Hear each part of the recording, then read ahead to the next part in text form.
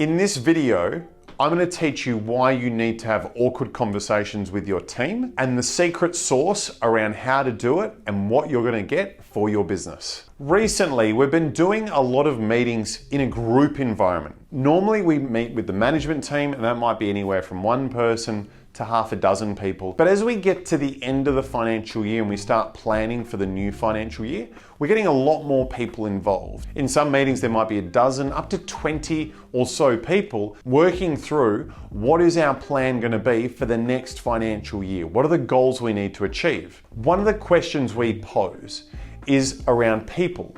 What's the performance of the people like? What are the people that we love? What are the people we're like, hey, they need to improve? What frustrates us? Because we know, and if you've seen any of our videos, so much of a business's success hinges on the people who execute the strategy that's designed by the management team. You'd be amazed at how frequently this point comes up. I'm not getting accurate information. I'm not receiving adequate communication from people in different areas of the business. Some places might call it a handshake between different departments where they pass information from one to the other. The other might be just simply passing on a bit of information regarding sales to the operations team and the dynamics of what a product needs to look like. And that communication can often be poor. And we pose the question, why on earth do you accept that from certain people? And everyone looks around and goes, yeah, why do we accept that? This isn't necessarily going to be groundbreaking advice I'm going to share with you, but if someone in your business isn't communicating appropriately, it's you as a business leader that has the responsibility to tell them that their standards are not being met. What are the expectations?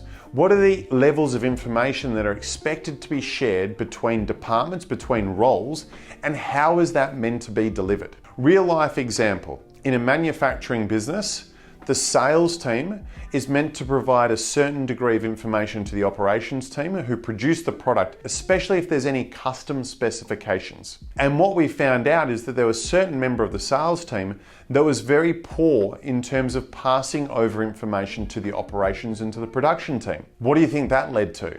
More mistakes, more people having to follow that person up. Hey, where's this bit of information? The next people in line of the business process, after the business had been won, after the product had been sold, were getting increasingly frustrated by this individual because they weren't getting information they needed from that person. They weren't doing their job. That person wasn't being told they weren't doing their job effectively or correctly. In this case, it's a responsibility of management to tell that person, buddy, this is not up to standard. This is what's expected of you every single time. Which leads me to my last and key point. Is anyone in your business that is having a negative impact on other people within your business, it has to be identified why that's the case. And secondly, how that's going to be remedied.